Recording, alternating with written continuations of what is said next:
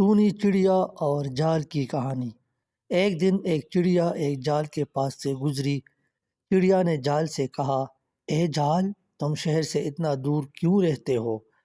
جال نے جواب دیا، میں لوگوں سے دور رہتا ہوں تاکہ وہ مجھ سے محفوظ رہے۔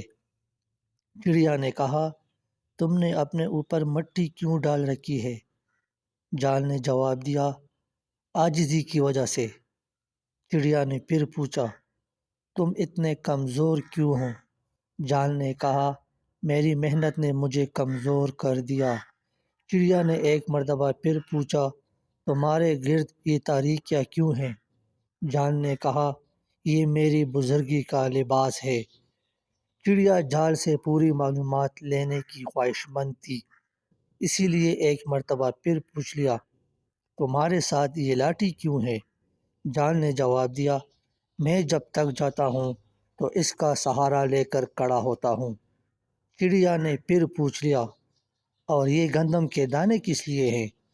جال نے جواب دیا، یہ دانے میں ایسے پرندوں کو دیتا ہوں جو بھوکے ہوں یا مسافر ہوں اور دور سے اڑتے ہوئے آ رہے ہوں۔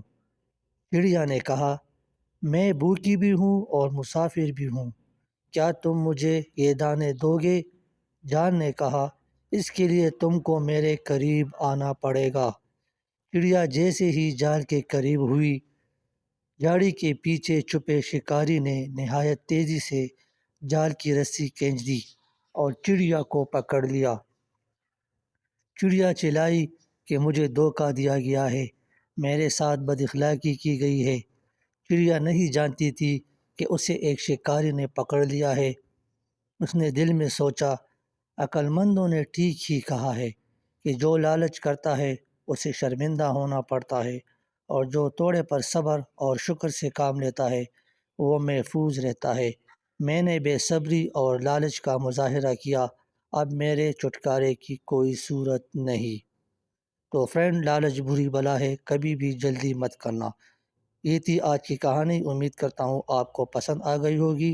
اللہ حافظ۔